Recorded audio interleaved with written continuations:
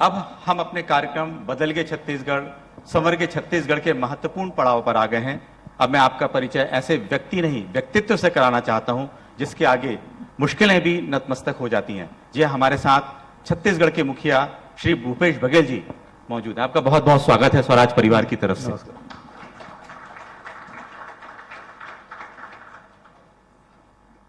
पौने 4 साल हो गए आपकी सरकार को।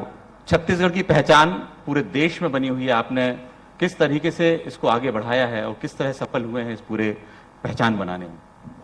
देखिए, छत्तीसगढ़ राज्य की जो मांग थी और उस समय हमारे चाहे वो राजनेता हो, चाहे सामाजिक क्षेत्र में काम करने वाले लोग हों, साहित्यकार हैं, कलाकार हैं, किसान हैं, मजदूर हैं, आदिवासी हैं, इन लोगों ने एक सपना देखा था छत्तीसगढ़ के बारे में कि छत्तीसगढ़ अलग होना चाहिए मध्य प्रदेश से, हमारा अपना राज्य होगा और यहाँ के जो संपदा है उसका सही वितरण होना चाहिए और सम्मान मिलना चाहिए।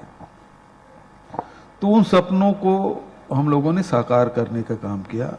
18 साल छत्तीसगढ़ बने हो गए थे, लेकिन लोगों को अपनापन लग ही नहीं रहा था।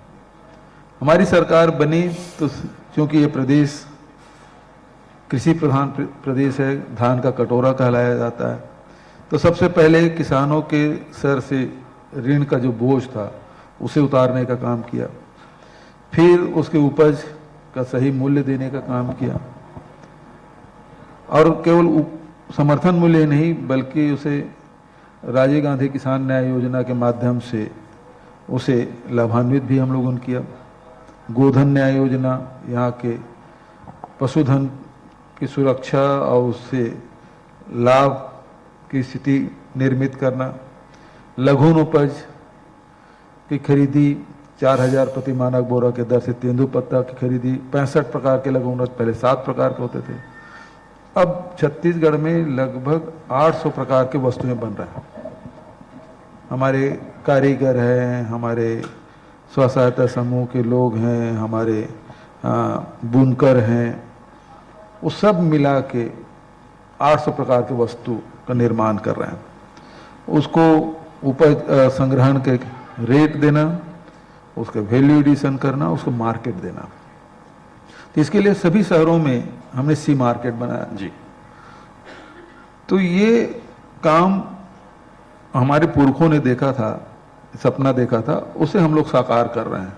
और उसके साथ साथ जो छत्तीसगढ़ की जो संस्कृति है, हमें हमेशा दबा के, वैसे भी हम लोग सीधे साधे लोग होते हैं और थोड़े में संतुष्ट होने वाले लोग हैं जी। कबीर और गुरु घासीदास जी का बड़ा असर रहा है इस प्रदेश में, तो संतोषी जीव कह सकते हैं हम लोग, थोड़े में गुजारा करने वाले लोग। लेकिन हम लोगों को उतना ही दबा के भी रखा गया, तो एक हीन भावना हमारे अंदर रही है।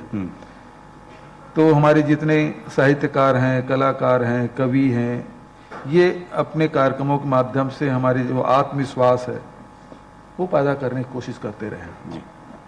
तो हम लोगों ने संस्कृति को भी, हमारी छत्तीसगढ़ी जो संस्कृति है उसे सम्मानित करने का काम किया। तो ये 3-4 चीज़ें जो लगातार हम लोग काम किए, एक तो आय बढ़ाने का काम, चाहे वो किसान हो, चाहे वो मजदूर हो, चाहे वन जंगल में रहने वाले लोग हों और चाहे गौपालक हो।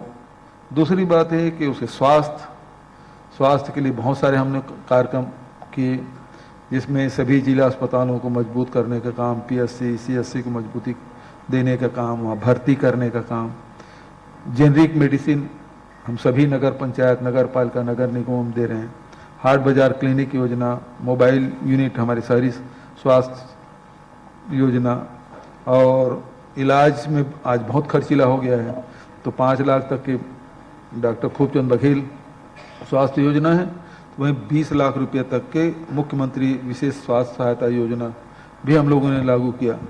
तो इस प्रकार से स्वास्थ्य है, शिक्षा है, रोजगार और हमारी संस्कृति, ये जो 4 चीज है, इसको लेकर हम लोग आगे बढ़े हैं। बिल्कुल। और उसके कारण से आज जो छत्तीसगढ़ जो दिखाई दे रहा है देश और दुनिया में, जो चर्चा के विषय बना, वो इसी कारण से। बिल्कुल, एक नहीं कई ऐसी योजनाएं हैं जिनकी चर्चा पूरे देश में हो रही है। बहुत सारे ऐसे दल हैं जिन्होंने यहाँ पर अपनी स्टडी भी की हुई है। और ये कहा जाए कि जब से पौने 4 साल में जो एक छत्तीसगढ़ मॉडल की चर्चा भी पूरे देश भर में हो रही है, पहले गुजरात मॉडल की चर्चा होती थी लेकिन अब छत्तीसगढ़ मॉडल की चर्चा हो रही है, तो आपको लगता है इन पौने 4 साल में उस जो मॉडल है, छत्तीसगढ़ का जो मॉडल है, वो कितना सुदृढ़ हुआ है और कितना आगे बढ़ा है जो आपने एक सपना देखा था? देखिए, गुजरात का मॉडल तो किसी ने देखा नहीं है और देखा भी है 2014 में जब मोदी जी गुजरात मॉडल लेके लोकसभा चुनाव में उतरे तो लोगों को लगा था गुजरात मॉडल कोई चीज है जिसे पूरे देश में लागू किया जाएगा और देश पूरा बदल जाएगा। लेकिन हम लोगों को मिला क्या? पहली बात नोटबंदी, दूसरा जीएसटी, है ना, और तीसरा लॉकडाउन, और जितना संपत्ति है उसको निजीकरण, निजी हाथों में बेच दो। तो आज बेरोजगारी, महंगाई आसमान छू रहा है, बहुत बड़ा है। तो यदि गुजरात मॉडल को यदि समझें, देश के लोग समझेंगे, हमारे छत्तीसगढ़ के लोग समझेंगे तो इसी रूप में देखेंगे। लेकिन छत्तीसगढ़ मॉडल ये है कि छत्तीसगढ़ के मॉडल में सब लोगों के आय में वृद्धि हुई है। ऐसा कोई नहीं बोल सकता छत्तीसगढ़ में कि मेरे आय में वृद्धि नहीं हुई है। हमारे औद्योगिक नीति देख लीजिए, हमारे व्यापारियों के लिए जो हमने कार्यक्रम दिए, उनके लिए फैसला किए, हमारे किसानों के लिए, मजदूरों के लिए, गौपालकों के लिए, वनांचल में रहने वाले, जिसके बारे में अभी मैंने चर्चा की, सबके आय में वृद्धि हुई, सबकी क्रय शक्ति बढ़ी और क्रय शक्ति बढ़ने के कारण से आज कोई ऐसा सेक्टर नहीं है जिसमें ग्रोथ ना हो। आप रियल एस्टेट में आप देख लें, दूसरे प्रदेश की अपेक्षा यहाँ के रियल एस्टेट में क्या ग्रोथ है। आप ऑटोमोबाइल के सेक्टर में आप देख लीजिए, आप विकास कार्यों में देख लीजिए, चाहे निर्माण के क्षेत्र में देख लें, कोई भी सेक्टर ऐसा है। जैसे हमने मान लो धान खरीदी शुरू की, मतलब राजीव गांधी किसान न्याय योजना लागू किया, तो 2017 में 15 लाख किसान धान बेच रहे थे। आज राजीव गांधी किसान न्याय योजना के तहत 26 लाख किसान उससे लाभान्वित हो रहे हैं जी। मतलब 15 लाख से 26 लाख, 11 लाख लोग बढ़े 3 साल के भीतर। हमारी सरकार बनने के बाद अभी 4था साल। उसी प्रकार से यदि रकबा की बात करें, कृषि रकबा जो 22 लाख हेक्टेयर था, अब बढ़ के 30 लाख हेक्टेयर हो गया। तो रकबा भी बढ़ा है। तो लोग गांव से शहर की ओर जाते थे, अब रिवर्स माइग्रेशन हुआ कि शहर से गांव की तरफ जा रहे हैं, गांव आबाद हुआ। और उससे सबसे बड़ा फायदा क्या होगा जो मैं देख रहा हूं, पहले एक समय था कि गांव में जितने भी साहित्यकार देखेंगे, कवि देखेंगे, सब गांव से निकल के आते थे। बड़े बड़े एक से एक बुद्धिजीवी विचारक आते थे। अब उसका अकाल हो गया गांव से। सारे बौद्धिक जो हमारी प्रॉपर्टी है उसका पलायन शहरों की तरफ, और उसके कारण से गांव को बड़ा नुकसान हुआ।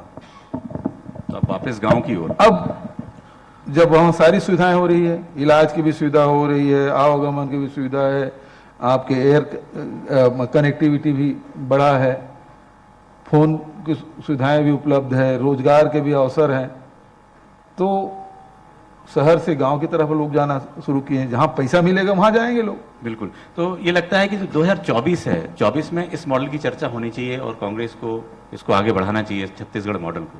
बिल्कुल, अभी चर्चा देश में पूरी चर्चा इसी बात की हो रही है। चाहे हमारे चाहे पक्ष के हों चाहे विपक्ष के हों, बराबर चर्चा करते हैं। अभी देखिए हमारे छत्तीसगढ़ मॉडल का असर, राहुल गांधी जी हर भाषण में इसका उल्लेख करते हैं। हमारे कांग्रेस के नेता भी छत्तीसगढ़ मॉडल की चर्चा करते हैं, पत्रकार भी चर्चा कर रहे हैं, बुद्धिजीवी इसकी चर्चा कर रहे हैं। अभी मैं प्रधानमंत्री जी से मिला और उससे मुलाकात हुई, आधे घंटे की चर्चा हुई, और उसके बाद जब नीति आयोग की बैठक हुई तो सार्वजनिक रूप से प्रशंसा, सभी मुख्यमंत्री बैठे थे, सारे अधिकारी बैठे थे, केंद्रीय मंत्री बैठे थे। उसके बीच में प्रधानमंत्री ने कहा कि ये भूपेश जी ने जो जैविक खेती की तरफ कदम बढ़ाया है वो बहुत प्रशंसनीय है। बहुत बहुत एक और उदाहरण, बिल्कुल वो पिछले महीने की बात है, अभी ताजा ताजा पोला त्योहार मनाए, अभी ऋतु वर्मा उसके चर्चा कर रही थी। तो पोला त्योहार मनाए अमित शाह जी केंद्रीय गृह मंत्री यहाँ आए थे और बैल की पूजा किए। ये हमारी छत्तीसगढ़ संस्कृति जो हम लोगों ने बढ़ा दिया। नहीं तो इसके पहले कितने मंत्री आए, त्योहारों में आते थे, कभी इस प्रकार से पूजा होती थी? बिल्कुल जी। लेकिन ये छत्तीसगढ़िया संस्कृति का प्रभाव है, छत्तीसगढ़ संस्कृति की, कि अमित शाह जी वहाँ आए, गए साइंस कॉलेज ऑडिटोरियम में और वहाँ बैल की पूजा की। मुख्यमंत्री जी, एक सवाल जो ये है, आप जहां बैठेंगे तो वो सवाल आपका पीछा नहीं छोड़ेगा, आप कहीं भी जाएं, एक सवाल आपके साथ ये रहेगा कि ये जो गोधन न्याय योजना है, इसका कॉन्सेप्ट कहां से आया आपके दिमाग में कि ये भी हो सकता है, गोबर भी खरीदा जा सकता है, गोबर से भी कुछ हो सकता है, गोबर से भी इतने काम हो सकते हैं, ये कॉन्सेप्ट, ये आइडिया कैसे आया आपको? ये थोड़ी लंबी कहानी है, बताऊं आपको? बता दीजिए, लोग सुनना चाहते हैं। देख, पहली बात तो मैं गांव का रहने वाला हूं, किसान हूं जी। तो किसान, हर किसान है वो पशुपालन से जुड़ा रहता है। जो पुराना, अब तो यांत्रिक जमाना आ गया, ट्रैक्टर आ गया, हार्वेस्टर आ गया, सब कुछ अब मशीन हो गया है। नहीं तो इसके पहले जितने भी किसान हैं वो पशुधन के बिना उसका खेती नहीं हो सकता था। जी। तो एक निश्चित समय रहता था जो पशुओं के साथ सुबह और शाम उसको गुजारना होता था। यदि उसके बैल बरसात के दिनों में यदि मर गया या लंगड़ा हो गया, बीमार पड़ गया, तो फिर उसकी खेती प्रभावित हो जाती थी। तो इसलिए वो जितना अपने परिवार के स्वास्थ्य की चिंता करता है कोई भी किसान, उतना ही अपने बैल है, गाय है, पशुधन की उतनी चिंता करता है। तो हम लोगों की स्वाभाविक प्रवृत्ति रही है पशुओं से जुड़ने की। लेकिन वह ये कि इस दौर में आपने देखा होगा कि इसको धार्मिक मोड़ दिया गया, मॉब लिंचिंग हुआ, और मॉब लिंचिंग जो पशु मतलब जो मवेशी के बाजार है वो बंद होते गए। कोई जानवर खरीदने जाए, बेचने जाए, उसको पकड़ के पीटना, ये इसको कत्ल खाना ले जा रहे हैं, है ना, तो गोवध करने जा रहे हैं। तो इस कारण से उसको मारना, पीटना और हत्याएं तक की गई। देश की राजनीति उस दिशा में। हमारे छत्तीसगढ़ में भी बजरंग दल के लोग और विश्व हिंदू परिषद के लोग खूब लोगों की पिटाई करना, थाना में बंद करना। तो यहाँ अब कोई मवेशी क्रेता विक्रेता के लाइसेंस अब किसी के पास नहीं होगा, मैं समझता हूँ। होगा तो बहुत कम लोगों के पास हो गया, नहीं तो अधिकांश लोग लाइसेंस बना के रखते थे, बैल खरीदते थे, बेचते भी थे। 12 डेरा ये बिल्कुल बगल में है। मैं समझता हूँ मवेशी बाजार अब बंद हो गया होगा, है ना। हमारे उतई है, अभी गृह मंत्री जी गए, उसका क्षेत्र है, बहुत बड़ा पशु मेला था, लगता था, वो बंद हो गया, वो बाजार बंद हो गया। उससे हुआ ये कि हर व्यक्ति के जो भी पशुपालन करेगा तो उसके गौशाला में एक निश्चित क्षमता है। मान लो 10 जानवर रखने की जरूरत है। अब गाय तो हर साल बच्चा देगी, भैंस हर साल बच्चा देना है, बच्चा जनेगी, तो संख्या में वृद्धि होना है। तो 10 की संख्या तो ज्यादा होगा तो उसे बेचेगा। यदि उसकी आवश्यकता है तब बेच देगा, या ज्यादा हो गया तब बेच देता है। जिसको आवश्यकता है वो खरीद लेता है। अब आपके गौशाला में जगह ही नहीं है और जानवर बढ़ते जा रहे हैं, तो कहां जाएगा वो? सड़क में। जो दूध देने वाले जानवर उसको घर में रखो, जो दूध अनुत्पादक है उसको सड़क में भेजो। वो खेत में भी फसल को नुकसान कर रहे हैं, रोड में एक्सीडेंट हो रहा है। और इसके कारण से हुआ कि दूसरा फसल हमारे यहाँ जो उन्हारी लेते थे, उतेरा, वो करीब करीब बंद हो गया था। बरसात की फसल को, जो धान का फसल है, उसे भी बचाने में मुश्किल हो रहा था। तो फिर अधिया रेखा देना शुरू कर दिए, खेती से लोग छोड़ते जा रहे थे। मेरे साथ जो घटना घटी, एक मेरे रिश्तेदार है, जीजा जी दूर से रिश्तेदार, दोनों टीचर हैं, दीदी भी टीचर है और जीजा जी भी टीचर है, दोनों बच्चे नहीं हैं। तो वो मवेशी, अब एक दिन दीदी रिटायर होने के बाद वो दीदी गिर गई होगी बाथरूम में और कमर की हड्डी टूट गई। अब गाय देखे कौन? तो जीजा जी एक दिन आए मेरे पास, तब मैं घर में बैठा हुआ था। वो बोले, भूपेश ये अरुण मरहरिया है, वो गौशाला चलाते, डॉक्टर अरुण मरहरिया जानते होंगे, उसको फोन कर दो, मेरे यहाँ जानवर रख ले। बोले, क्यों रखेगा भाई, और तुमको तकलीफ क्या है? बोले, तुम्हारी दीदी के मतलब ये हो गया है, अपाहिज हो गई, वो चल नहीं पा रही है, देख रेख उसको नहीं कर पाती, तो इसको देना है। तो मैं बोला, उसको बेच दो। तो बोले, कोई खरीदने वाला नहीं है। तो मैं बोले, किसी दे दो। तो बोले, फोकट में ले जाने को तैयार नहीं है, मैं पैसा दे रहा हूं तब भी ले जाने को तैयार नहीं है। तो पहला मेरा ये इस मामले में जो मेरे संज्ञान में जो बात आई कि मवेशी अब बोझ हो गया है, गाय है अब गरु हो गए है। दूसरा, एक बार मैं अपने कार्यकर्ता के यहाँ गया, मीटिंग रखता था सेक्टर का, और गया तो मैं गया तो 1 घंटे तक बैठा रहा, कोई आदमी ज नहीं आया उस गांव के, कोई कार्यकर्ता नहीं। 1 घंटे बाद आए तो बोले कहाँ चले गए थे? बोले वो पड़ोसी गांव के जो गांव वाले हैं ना, किसान हैं, वो हमारे गांव में आवारा पशु छोड़ दिए थे, उसको हम लोग मेटाडोर में भर के दूसरे गांव में छोड़ के आ रहे हैं और इस कारण से आने में विलम्ब हुआ। तब मेरे दिमाग में स्ट्राइक किया कि अब खेती करना बहुत कठिन है। राजनीतिक कारण को तो मैं जान रहा था, मीडिया के माध्यम से पता ही चलता ही था। इस समस्या का निदान क्या है? दुधारू जानवर को तो घर में रख ही लेते हैं, लेकिन जो दूध अनुत्पादक जितने जानवर हैं उसको छोड़ देते हैं, तो इसको कैसे रखें? जो पशुधन किसानों के, ग्रामीणों के, भूमिहीन लोगों के आय के एक प्रमुख स्तंभ था, अर्थव्यवस्था के प्रमुख स्तंभ था, अब वो ध्वस्त हो गया है। इसको वापस पटरी में कैसे लाना है? तो ये लंबा चिंतन का विषय रहा। हम लोग तो, जब मैं प्रदेश कांग्रेस कमेटी का अध्यक्ष था, तो एक बार गाय पकड़ के शैलेश वगैरह सब, एक ठो गाय को पकड़ के पूरे कांग्रेसी जय स्तंभ चौक होते शास्त्री चौक तक आए थे, ये सब विकास उकास सब तक मुख्यमंत्री निवास को, भैया गाय तुम संभालो, ये भी किए, हम लोग प्रदर्शन भी किए। तब से ये चिंतन चलता रहा और इस बीच में सुझाव यह है कि इसी समय में ये नारा बना, छत्तीसगढ़ के 4 चिन्हारी, नरवा, गरवा, घुरवा, बाड़ी, और उसमें अब गरवा में जब आया तो फिर उसको गोबर, जब तक कि गोबर नहीं खरीदेंगे, अभी उसके बाद पिछली सरकार में क्या था कि गौशाला को अनुदान देना शुरू किए, और बहुत सारे गौशाले बहुत अच्छा काम कर रहे हैं। यहाँ जैसे महावीर गौशाला है उदाहरण के तौर पे, अच्छा काम कर रहे हैं, सेवा भाव कर रहे हैं। लेकिन बहुत सारे लोग हैं वो पैसा कमाने के लिए गौशाला खोल लिए, अनुदान का पैसा खुद खा गए, चारा गाय को मिली नहीं, वो दुबली होती गई, ये मोटा होते गया। और भारतीय जनता पार्टी बहुत सारे नेता उसमें खूब पैसा कमाए, और एक भारतीय जनता पार्टी का जो वहां जामुल का उपाध्यक्ष था नगर पालिका का, वो अंदर भी रहा, कोई वर्मा है, हरीश वर्मा, वो अंदर भी रहा।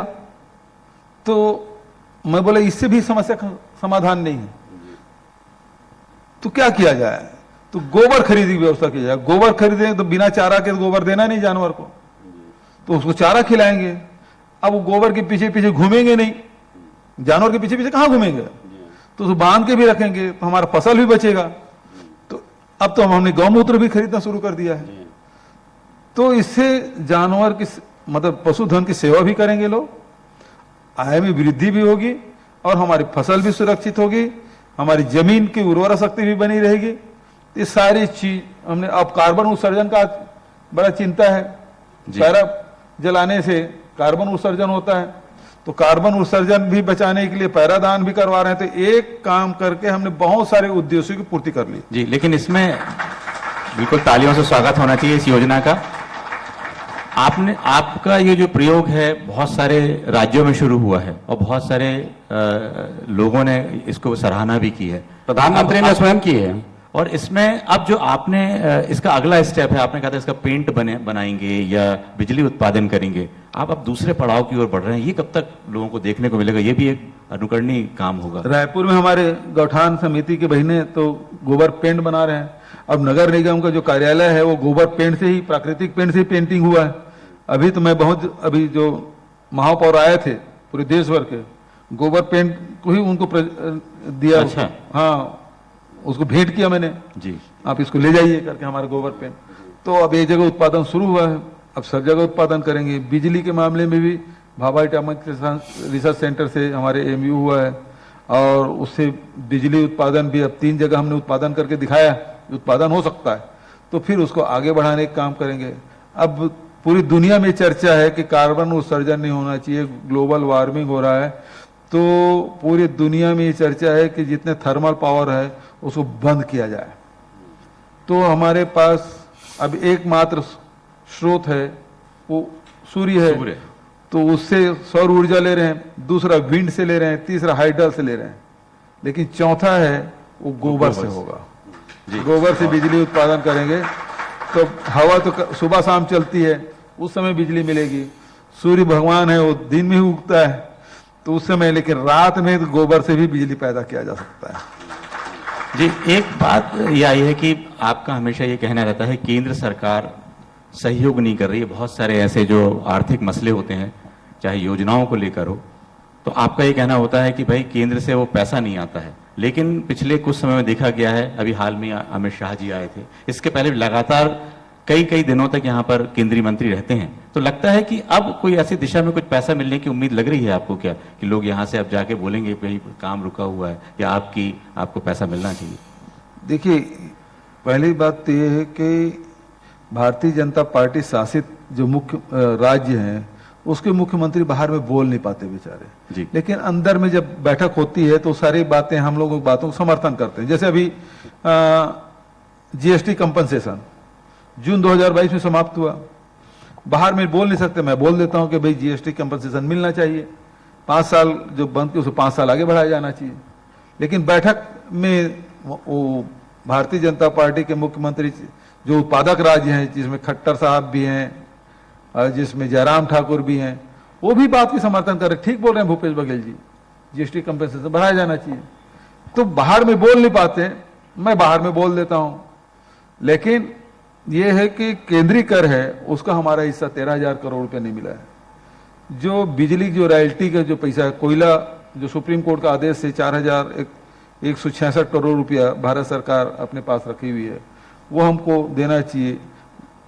कोयला मंत्री से बात होती है तो सहमत तो होते हैं लेकिन देते नहीं हैं।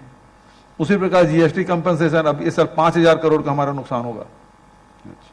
थोड़ा बहुत नहीं है, 200-400 करोड़ की बात मैं नहीं कर रहा हूं, सीधा सीधा 5,000 करोड़ का नुकसान होगा।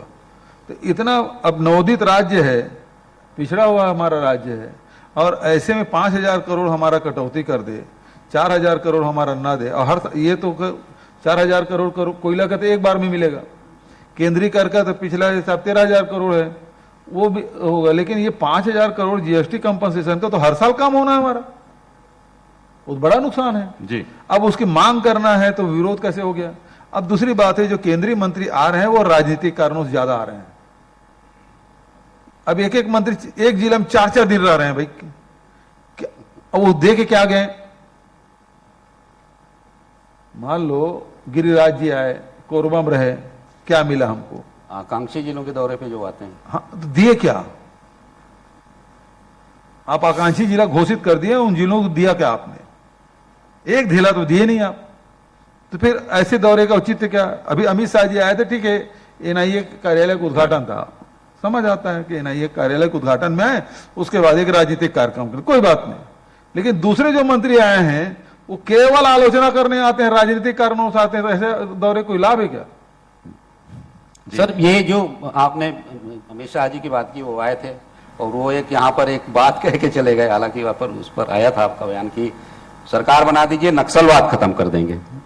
हाँ भाई, वो चुटकी बजाते खत्म हो जाएगा, तो या तो उसको चुटकी बजाना नहीं आता, 5 साल तक बजाने नहीं आया भाई। केंद्र में उसकी सरकार थी 2014 से लेकर 19 तक के, और 13 से 18 तक के यहाँ 4 साल मौका मिला था, तो चुटकी बजी नहीं बॉस। और हमारी नीति के कारण से नक्सलवाद पीछे हटा, विश्वास, विकास और सुरक्षा। इनके शासन में तो ये था कि फर्जी एनकाउंटर करो, आदिवासियों की जेल में भरो, और उसमें एक घटना घटी, एक का नाम लिखे, अन्य बोले जब भी रमन सिंह का जगदलपुर दौरा होता था फिर उठा पकड़ी, इतने नक्सली पकड़े गए जी, तो अपने अधिकारी पीठ थपथपाने के लिए करते थे। मानवाधिकार आयोग का रोज शिकायत, कोर्ट कचहरी में रोज पीसी। आज कुछ हो रहा है क्या? आज ऐसे कुछ सुनाई देता है? आप वही कह रहे थे एक बात की, आज युवा जो हैं बस्तर के वो सड़क काटते नहीं, सड़क मांगते हैं। सीधी बात है, एक समय था कि सड़क लोग काटते थे, भीड़ इकट्ठा करते थे। आज नौजवानों को काम में लगाए, नौकरी भी दे रहे हैं, रोजगार के अवसर दे रहे हैं, और उसके कारण से अब उनके दृष्टि में परिवर्तन ये आया है, ये सड़क पैरामिलिट्री फोर्स जाने के लिए नहीं है, ये सड़क हमारी आवश्यकता है। ये परिवर्तन पिछली सरकार और हमारी सरकार में आया। जी जी, बहुत बहुत छत्तीसगढ़ सरकार मजबूती से आगे बढ़ रहा है, लेकिन हमेशा देखने में ये आता है कि जो मुख्यमंत्रियों की प्रायोरिटी होती है कि राज्य में इन्वेस्टमेंट आए, उद्योग लगे, लेकिन आपने ग्रामीण अर्थव्यवस्था की ओर अग्रसर हुए हैं। तो लगता है कि आपकी जो सोच है, लगता है कि पहले जो गांव का व्यक्ति है, जब तक वो सुदृढ़ नहीं होगा, आर्थिक संपन्न नहीं होगा, तब तक इन्वेस्टमेंट की जरूरत नहीं है क्या? ना, हमारी औद्योगिक नीति देश की सबसे बढ़िया औद्योगिक नीति है जी। मैंने उद्योग और उद्योगपतियों से अनेक बैठकें की और मैंने कहा कि जिस राज्य में सबसे बढ़िया नीति है, जिन प्रदेशों में, उनको सबको ले आइए, हम सबको जोड़ेंगे। क्योंकि हमको उद्योग नीति बनाना था 2019 और उसको हमने लॉन्च किया। आज 169 से ज़्यादा एमयू हो चुके हैं, 28,000 करोड़ से अधिक निवेश हो चुका है। दूसरी बात यह है कि मैंने उसमें जो हमने जो छूट दी है वो 60% से लेकर 150% तक की छूट है। मतलब हमारे उद्योग नीति में कोई उद्योगपति उद्योग लगाएगा और काम करेगा तो वो एनपीए नहीं होगा। आज देश में सबसे ज्यादा क्या हो रहा है? एनपीए हो रहा है, सबसे ज्यादा एनपीए हो रहा है। और हमारी उद्योग नीति में कोई उद्योगपति एनपीए नहीं होगा छत्तीसगढ़ में। ये हमारी नीति है और इस कारण से हम तो फ्री होल्ड भी कराए, जितनी सुविधाएं दे सकते हैं वो सब दिए हैं। और इस कारण से हमारे यहाँ उद्योगपति भागे नहीं हैं, हमारे यहाँ है, आ भी रहे हैं जी। लेकिन हम बड़े उद्योग, मतलब 5,000 एकड़ 10,000 एकड़ का उद्योग नहीं लगा रहे, छोटे छोटे उद्योग लगाओ ताकि ज्यादा रोजगार मिले। जी, आपने बिल्कुल ठीक है, छोटे छोटे उद्योग हैं। अभी बीच में चर्चा हो रही थी, अकबर साहब से भी हो रही थी, छत्तीसगढ़ एक आईटी हब के रूप में किया जा सकता है, इस दिशा की ओर यदि सरकार कुछ कार्य कर रही है क्या? हमारे पास इंफ्रास्ट्रक्चर है, हम आमंत्रित कर रहे हैं, हमारे पास एयर कनेक्टिविटी भी है और देश के मध्य में भी है। लेकिन चूंकि पहले से जो स्टेब्लिश है उसमें बेंगलोर हो गया, फिर बाद में हैदराबाद है, फिर पुणे है, गुड़गांव है, ये इधर ही हो गए। अब हमारे तरफ हम लोग अब कोशिश कर रहे हैं, इस बीच में अब कोरोना भी आ गया, कुछ लोगों से दूसरे देश के लोग आए भी थे, उनसे बातचीत भी हो रही थी, लेकिन कोरोना कारण से सब। मुख्यमंत्री जी, युवाओं पर आपका बड़ा फोकस है, मतलब उन पर भी बड़ा फोकस है।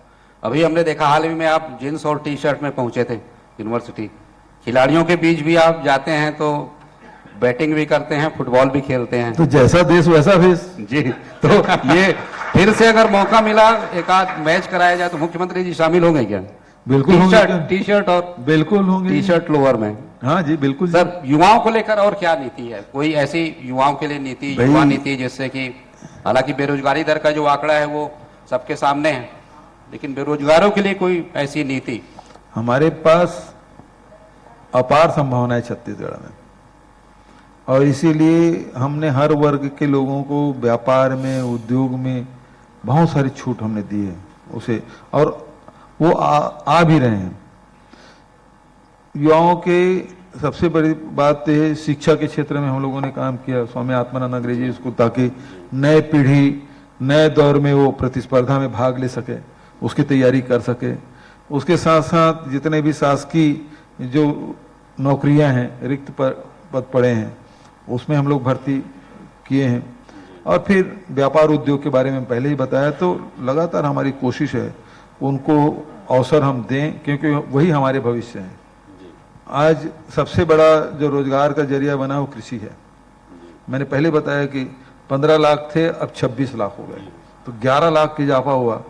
तो आज हमारे यहाँ छत्तीसगढ़ में कृषि है वो सबसे फायदे का धंधा हो गया। अभी हमने एक छोटा सा निर्णय लिया कि जो मंडी शुल्क है उसको हमने, जो एक्सपोर्ट कर रहे हैं धान, उसमें हमने छूट दे दी। तो हुआ क्या, किसानों के धान जो आज मंडी में पता कर लीजिएगा 1900 से लेके 2400 रुपये क्विंटल में बिक रहा है। अब धमतरी, भाटापारा, नेवरा, यहाँ के मंडियों में पता करेंगे 1900 से 2400 रुपया, जबकि किसान गर्मी फसल के धान को मुश्किल से 1200-1300 रुपये में बेचते थे, आज 1900-2400 रुपये मिल रहा है। तो हमारी जो नीति है वो ये है कि कैसे हम लोगों के आय में वृद्धि करें तो कृषि भी एक बड़ा रोजगार का हमारा वो एरिया रहा है, जिसमें प्रदूषण भी नहीं हो रहा है, लोगों को रोजगार भी मिल रहा है, लोग गांव की तरफ लौट रहे हैं, शहर का बोझ कम हो रहा है। तो ये अपने आप में बड़ी उपलब्धि है। जी, एक चीज देखने में आई है कि बीजेपी के लिए छत्तीसगढ़ बिल्कुल यहाँ फोकस्ड है, पूरी बीजेपी, और उन्होंने जिस तरह से बदलाव किए हैं यहाँ पर, प्रदेश अध्यक्ष के हैं, नेता प्रतिपक्ष के हैं, शायद उनको ये लगता है कि यहाँ पर जो गांव गरीब या गाय का जो मुद्दा है या राम का मुद्दा है, कोई मुद्दा बचा नहीं, आपने छोड़ा नहीं है, ऐसा लगता है। हाँ, तो इसीलिए वो दंगा कराने की कोशिश कर रहे हैं। इनके पास अब कोई बचा नहीं। किसान, मजदूर, आदिवासी, शहर, व्यापार, उद्योग, आज हमारी नीतियों के कारण से देखेंगे, कभी छत्तीसगढ़ के इतिहास में 14 नगर निगम कभी कोई पार्टी जीता है? भारतीय जनता पार्टी को शहरी पार्टी कहते हैं जी, लेकिन हम सारे नगर निगम जीते हैं। क्यों जीते? कि व्यापारियों को भी फायदा हो रहा है, यहाँ के लोगों को फायदा हो रहा है, इसका सारे नगर निगम जीते। तो फिर ये क्या किए? फिर उनका जो अस्त्र है धर्मांतरण, सांप्रदायिकता, ये उनका प्रमुख अस्त्र है। बेरोजगारी, महंगाई बोलते तब सरकार में तो वही है, उसको बोल नहीं सकते, है ना। भ्रष्टाचार तो वो आकंठ में डूबे 15 साल। अब चेहरा कितना भी साफ कर रहे हैं, साफ हुआ नहीं रमन सिंह की सरकार की चेहरा जी, तो क्या कि उसे पूरा बदल डाले। पहले दाग है वो साफ करने की कोशिश किए, बहुत मांझे लेकिन साफ नहीं हुआ, वो दागदार ही रहे। तब फिर धर्मलाल कौशिक और रमन सिंह की जो जोड़ी है उसको बदल के अब चंदेल जी और अरुण साहू की जोड़ी आ गई। अभी युवाओं को बेरोजगारी भत्ता देने की बात, वो 1 लाख लोग लाएंगे बोले थे, आए 10,000 10-12,000 लोग आए, लेकिन उनकी मंशा हम जानते थे। वो ये सोच के आए थे कि यहाँ हम लोग लाठीचार्ज, अश्रु गैस, वाटर कैनन सब चलाएंगे, तो उसको सब फेल कर दिए। छत्तीसगढ़िया संस्कृति के हिसाब से बोले भैया तुम लोग गाली दे रहे हो तो हम गाली नहीं देंगे। हमारी पुलिस बिल्कुल छत्तीसगढ़िया संस्कृति के हिसाब से काम की, लाठी नहीं, उसको मारे पीटे तक, लेकिन उन्होंने कोई प्रतिकार उस समय नहीं किया। बैरंग लौट गए, नहीं तो होता क्या मालूम है? लाठी चार्ज होता, दूसरे दिन आपात बैठक करते, तीसरे दिन छत्तीसगढ़ बंद कराते। देखो कांग्रेस सरकार लाठी चार्ज की, वो सारे असफल हो गए, ध्वस्त हो गए। कोई मुद्दे नहीं छोड़ रहे हैं। तो कोई मुद्दा छूटा नहीं। अब राम वर्गमन पर्यटन पथ बना दिए, गौ माता के नाम से वोट मांगते थे, गौ सेवा कभी किए नहीं। हमारी सरकार गौ सेवा भी कर रही है, अब कृष्ण कुंज भी बना दिए, तो वो भी गया उनके हाथ से। तो वही मैं सीएम साहब पूछने वाला था, इसीलिए 3 दिन की शिविर यहाँ रख रहे हैं, जैसे मोहन भागवत जी भी आएंगे, नड्डा जी भी आएंगे, और 3 दिन तक के बंद कमरे में, जैनम में ही रखे शायद यहाँ पड़ोस में, 3 दिन तक के मंथन करेंगे। अच्छी बात है, छत्तीसगढ़ से कुछ सीख के जाए और पूरे देश में लागू करे तो देश का भला होगा। जी, देश में भूपेश बघेल का नाम एक सफल मुख्यमंत्री में लिया जाता है। ये देखा जाए कि आपको राजनीति में आने की प्रेरणा, क्योंकि आपने जो 15 साल जो यहाँ विपक्ष पे रहते हुए जिस तरह से आपको जब नेतृत्व मिला, आपने उनको 15 सीटों पर समेट कर रख दिया था। तो आपको प्रेरणा कहाँ से मिली राजनीति में? कि उस समय जो आप 1985 की बात करते हैं, तो प्रेरणा कैसे आई आपको? देखिए, मेरे घर में राजनीतिक वातावरण तो था। मेरे पिताजी सर्वोदय थे, विनोबा जी के छोटे भाई बाबुल कोय जी के पीए के रूप में वो काम किए, मजूमदार जी के साथ वो काम किए। तो सर्वोदय नेता लोग आते थे, विपक्ष के नेता लोग भी आते थे। तो बाल्यकाल से उन लोगों से सेवक काम करना, उन खाना परोसना है, उनका बिस्तर लगाना है, उसकी सेवा करना है, वो काम मैं करता था छोटा था। तो वो लोग चर्चा करते थे, मैं सुनते रहता था। तो एक सेवक की बात, राजनीति एक सेवक माध्यम होगा, ये बात उस समय बाल्यकाल से ही दिमाग में जी था। और फिर काले से निकले, सीधा खेत में चले गए। खेती का काम तो 4 महीने का, बचत समय क्या करिएगा? तो गांव की जो समस्या है उसको लेके कभी तहसीलदार के पास चल दो, किसी नेता के पास चल दो। तो ऐसे ऐसे राजनीति में आगे कोई उद्देश्य लेके नहीं आया कि मुझे राजनीति में जाना है। मुख्यमंत्री, मेरा उद्देश्य तो केवल खेती करना था। फ्री बीज की बात अभी बहुत उठी हुई है, जो रेवड़ी बांटने वाली जो बात कर रहे थे, केंद्र सरकार की रेवड़ियां बांटी जा रही हैं, फ्री बीज जो कहलाता है, तो मुख्यमंत्री जी कितने सहमत हैं इन सब बातों से, जैसा कि केंद्र की सरकार लगातार इस मुद्दे को उठा रही थी? नहीं, पहली बात तो यह तय होना चाहिए रेवड़ी किसको कहते हैं। ये जो लोग कहते हैं ना रेवड़ी बांटा जा रहा है, तो रेवड़ी किसको बोलेंगे? जो मुफ्त जो में आवश्यकता या ना हो, कोई मोबाइल बांट रहा है, कोई दूसरी चीजें बांट लैपटॉप रहे हैं। मोबाइल, और रेवड़ी दिखा के केवल रेवड़ी बांटूंगा करके कर ले कि मतलब सपना दिखा दे और ना दे, उसको क्या बोलेंगे? धोखा। तो जैसे 15 लाख विदेश से काला धन लाऊंगा, 15 लाख दूंगा, किस श्रेणी में आएगा? बिल्कुल। वो रेवड़ी भी नहीं है, बिना रेवड़ी बांटे सब कर लिए। यदि आप किसानों, राजीव गांधी किसान न्याय योजना को रेवड़ी कर रहे हैं तो ये किसानों का अपमान है।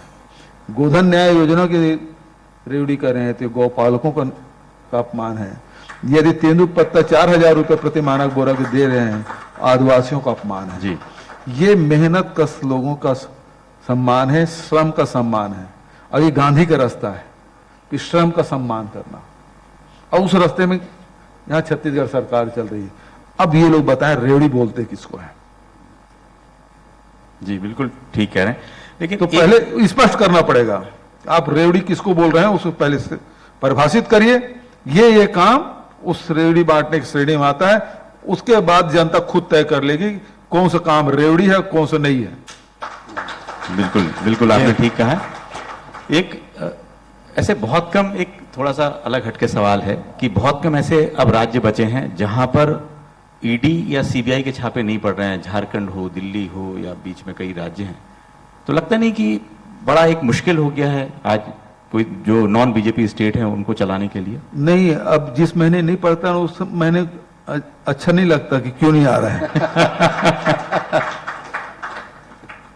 मतलब आप सेंट्रल एजेंसी को मजाक बना कर रखती हैं, उसकी विश्वसनीयता खत्म हो गई है, उसकी स्वायत्तता समाप्त हो गई है। आप केवल अरे भाई दिखाने के लिए कम से कम मध्य प्रदेश में छापा डाल देते, उत्तर प्रदेश में छापा डाल देते। अब बिहार में बदला तो वहां पहुंच गए तुरंत।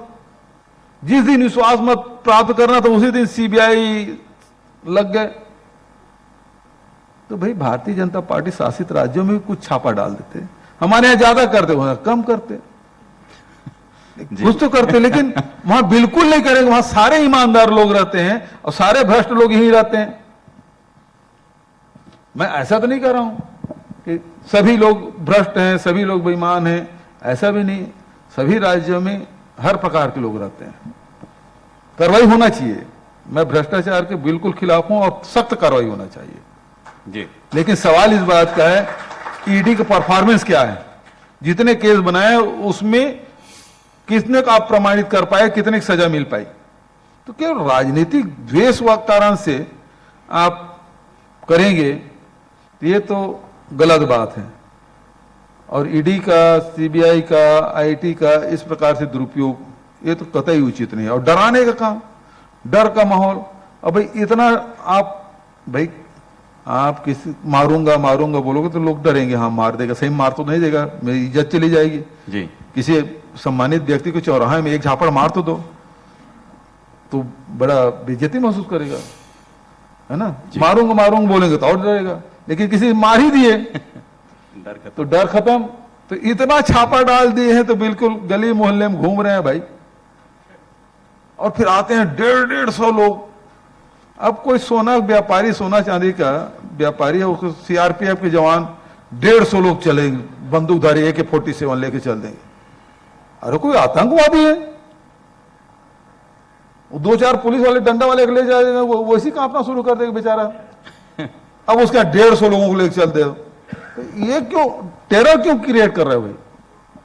क्या वो सोने चांदी व्यापारी से वो जांच अधिकारी का डर है? क्या कर लेगा वो? और उसके घर में वो पूरे घर ही नहीं, पूरे शहर में दहशत। तो भय का वातावरण समाप्त होना चाहिए, इस प्रकार से नहीं होना चाहिए। आए जांच करे, स्वागत, गलत है कड़ी सजा होनी चाहिए जी, लेकिन राजनीतिक द्वेष से नहीं होना चाहिए। बिल्कुल ठीक है। राजनीतिक द्वेष से यदि होता है तो कहीं ना कहीं सवाल उठते हैं केंद्रीय एजेंसियों पर। ये सवाल चूंकि अब 1.25 साल बचे हुए हैं, चुनाव होने वाले हैं, अब आपसे पूछें कि भाई आपने तो जो सीटें आई थी अब 90, अब कितने का आंकड़ा आप सोच रहे हैं दिमाग में, अब सीटें आएंगी, वैसे ही बहुत ज़्यादा थी, तो अब आपके दिमाग में कितनी है? वैसे छत्तीसगढ़ का में कभी 71 सीट कांग्रेस की नहीं रही, किसी दल का नहीं रहा आज जी, तक के। जी। ये तो रिकॉर्ड है और उसको मेंटेन करना हमारे लिए चुनौती है। फिर 71 सीट हमको जीतना है, यही हमारा लक्ष्य होगा। अब हमारे साथी लोग तो बोले 75, 75 पार ऐसा बोलते हैं।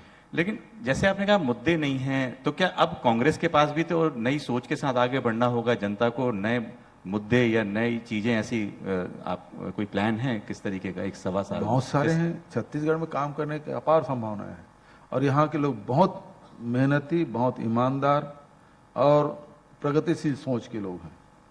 तो जितना आप अच्छा काम करेंगे यहाँ के लोग हाथों हाथ लेते हैं, तो अपार संभावना है काम करने की, अभी शुरुआत है। मुख्यमंत्री जी, आपने जो अभी जो 3.5 पौने 4 साल का समय है, इसमें आपने जो संस्कृति और ऐतिहासिक परंपरागत जो चीज़ें हैं छत्तीसगढ़ की, उस दिशा में इतना काम किया है कि वो सब देख रहे हैं कि छत्तीसगढ़िया स्वाभिमान जो है वो जागा है, जो आत्माभिमान हुआ है वो पैदा हुआ है, और जब वो आता है तो फिर आदमी खुल जाता है और आगे की ओर सोचने लगता है। आपने बहुत किया है, इस पर समीक्षा की कोई ज़रूरत ही नहीं है, लेकिन मुख्यमंत्री के रूप में आपने ये जो किया है, इससे आप अभी तक कितने संतुष्ट हैं? देखिए, संतुष्ट हो जाऊंगा तो काम मतलब विकास रुक जाएगा। मेरे संतुष्ट होने का सवाल ही नहीं उठता। मैंने तभी कहा ना, बहुत संभावनाएं हैं, बहुत काम करने हैं, हर क्षेत्र में काम करने की जरूरत है। तो सबसे बड़ी बात यह है कि इन 3.5 पौने 4 साल में आत्मविश्वास जगा है, आत्मविश्वास बढ़ा है लोगों का, और जो जिसके पास आत्मबल है तो फिर वो कितनी भी बड़ी चुनौती हो, कितना बड़ा संघर्ष हो, वो आदमी सफल होता है। तो सबसे बड़ा काम हमने वही किया है कि आत्मबल पैदा करने का, चाहे आर्थिक क्षेत्र में हो, चाहे सामाजिक क्षेत्र में हो, चाहे वो सांस्कृतिक क्षेत्र में हो, उस सब में लोगों का आत्मविश्वास बढ़ा है, और ये सबसे बड़ी पूंजी है किसी भी समाज के लिए। सेम साहब, पूरे प्रदेश का विकास ही एक चुनौती होता है, चुनौती के तौर पर होता है, लेकिन खासकर बात जब होती है बस्तर की, जो कि बस्तर में चुनौतियां कई गुनी ज़्यादा हो जाती हैं, वहाँ की स्थानीय चीज़ों को लेकर, नक्सलवाद को लेकर, और भी जो भौगोलिक स्थिति है उसको लेकर। तो बस्तर को लेकर सीएम साहब का क्या विजन है, बस्तर के डेवलपमेंट को लेकर? बस्तर वैसे पूरे देश और दुनिया के आकर्षण का केंद्र शुरू से रहा है। प्राकृतिक कारणों से भी रहा है, फिर नक्सलवाद आया इस कारण से भी रहा है, और अभी जो परिवर्तन आया है वो भी लोगों को आकर्षित कर रहा है। अभी मैं भेंट मुलाकात कार्यक्रम में गया था तो वहाँ 2 चीज़ की मांग हुई। पहली, यहाँ स्वामी आत्मानंद अंग्रेजी स्कूल खुलना चाहिए, और दूसरा, हमारे यहाँ बैंक खुलना चाहिए। जो आदिवासी कभी खपरेल में ऐसे पैसे घुसा कर रखते थे, कभी बांस के पोंगली में पैसा डाल के रखते थे, कभी चावल के बर्तन में पैसा रख देते थे, इतने कम पैसे होते थे, कहीं भी रख देते थे। अब पैसा इतना आ गया है कि वहाँ के आदिवासी बैंक मांग रहे हैं। ये बड़ी सफलता है। बिल्कुल, बहुत अच्छी बात है कि वहाँ जो बैंक की यदि ज़रूरत पूरी हो जाती है और सड़कों की, बैंकों की, तो एक बस्तर पर्यटन की दृष्टि से एक बहुत उचित स्थान है। एक बात देखने में आती है कि कांग्रेस बिल्कुल छत्तीसगढ़ में काफ़ी सुदृढ़ है। कांग्रेस आलाकमान और गांधी परिवार के आप काफ़ी करीबी हैं, और अब चुनाव होने भी वाले हैं नए अध्यक्ष के। लेकिन कई बार जो बड़े नेता हैं कांग्रेस छोड़ते हैं, अभी हाल में गुलाम नबी आज़ाद ने कांग्रेस छोड़ी, इसके पहले भी कई बड़े नेताओं ने। लगता है कि इतना कांग्रेस सब कुछ देती है, उसके बाद भी यदि कांग्रेस ये लोग छोड़ते हैं तो कांग्रेस को काफ़ी नुकसान होता है इससे। गुलाम नबी आज़ाद के जाने से कोई फर्क नहीं पड़ेगा। अब वो किसी जगह वार्ड लड़ने के लायक रह नहीं गया, उसके बारे में क्या चर्चा करेंगे। 6 बार से तो राज्यसभा सदस्य रहा है, अब उसको राज्यसभा के कैंडिडेट नहीं बनाया, इस कारण से छोड़ के चला गया। तो पूरे सब जान रहे हैं कि 40 साल तक के वो सत्ता के शीर्ष में रहे, कभी मंत्री रहे, कभी CWC के मेंबर रहे, मुख्यमंत्री रहे, तो सबको तो सत्ता का सुख पूरा भोग लिया। अब सत्ता के सुख भोगने के बाद बोलता है कि मुझे सम्मान नहीं मिल रहा है, तो इससे ज़्यादा और क्या हो। अब रिटायरमेंट का लाइफ है, बचत लाइफ आराम से रहे। वो पार्टी बनाऊंगा बोल रहे हैं, अभी अब पार्टी बनाऊंगा तो भारतीय जनता पार्टी का आलोचना, तो लड़ेंगे किससे हो? तो सत्ता में उससे लड़ना चाहिए ना, लड़ाई किससे कर रहे हैं? तो सत्ता में नहीं है, सत्ता में नहीं। कांग्रेस से लड़ रहे हैं, तो वो दलालिश करने जा रहे हैं और कुछ नहीं है। वो किसी के एजेंडा को फुलफिल करने के लिए जा रहे हैं, उसके अलावा कुछ नहीं। मतलब इस बुढ़ापा खराब नहीं करना चाहिए आजाद साहब को। हम तो बड़ा सम्मान करते थे उसका, लेकिन ये इस प्रकार की जो निकलने के बाद जिस प्रकार से वो मोदी जी की तारीफ कर रहे हैं और कांग्रेस की आलोचना कर रहे हैं, जिसके भरोसे तुम्हारी पहचान थी। नहीं तो गुलाम नबी आजाद को जानता कौन था? यदि वो कांग्रेसी नहीं होते तो जानता कौन था? और जिसे पहचान मिली उसी का आलोचना कर रहे हो, है ना? तो अब उसकी बात कोई सुनने वाला नहीं है। और जिस प्रकार के दिखाया जा रहा है, तो इतना दिखाने का भी मतलब क्या है? जब तक के सत्ता का इशारा नहीं होगा तो राष्ट्रीय चैनलों में उतना चलता भी नहीं। वो तो चलने का कारण भी वही है। बिल्कुल, आपने बहुत सारी बातें, लगभग बहुत सारी बातें आपसे हुई हैं, लेकिन आपका जो झुकाव आदिवासी संस्कृति, छत्तीसगढ़ की अस्मिता को लेकर हमेशा रहा है। और हम भी चाहते हैं कि, और मांग भी है आपकी, विशेष मांग रहती है कि आप कुछ आदिवासी संस्कृतियां जो आप गुनगुनाते हैं कई बार। अरे वह गाना मत गिलाओ यार। वो बैठे हैं ना, नहीं उन लोगों ने हीरो। लेकिन आज तीजा का दिन है, तीजा का, और आपका तीजा में तो लड़की लोग गाते हैं, हम लोग नहीं गाते। हम लोग तो सुनते हैं, बेटियां गाती हैं, बहनें गाती हैं। आज सब लोग व्रत रखे हुए हैं। ऋतु वर्मा बहुत बढ़िया गा रही है। ऋतु वर्मा देखो हमारी बेटी कितना बढ़िया गा रही है। नहीं तो सेम साहब अभी मीर अली मीर साहब बैठे हुए थे, शायद हैं या चले गए। वो तो मीर को यही बोलता हूँ, अब नदाज ये गाना मत गा, दूसरा ढंग के गाना गा। वो सब चीज आ गया है। नहीं, वो बोल रहे थे जो नदाज ही कारे नदाज ही का, मैं उनसे बात कर रहा था। नदाज ही जब उन्होंने लिखा था तो मैंने पूछा था कि आप उसमें बड़े नाराज भाव में लिखा होगा आपने कि ये भी जा रहा है, गेड़ी भी जा रहा है, चिला भी जा रहा है, फला भी जा रहा है, सब जा रहा है। मैं बोला अब क्या लिखेंगे आप? तो अब बोले हैं कि अब नया उसको कर दिया हूँ गाने को, नई नदाही नई नदाही नई नदाही। तो वो सारी चीजें वही हैं, लेकिन नई नदाही जी, उन्हीं का कुछ आप नहीं। चलिए, थैंक यू, बहुत बहुत शुक्रिया। आपने बड़े बेबाकी से हर सवालों का जवाब दिया। धन्यवाद आपका। छत्तीसगढ़ की हर छोटी बड़ी खबर से अपडेट रहने के लिए सब्सक्राइब कीजिए CG स्वराज।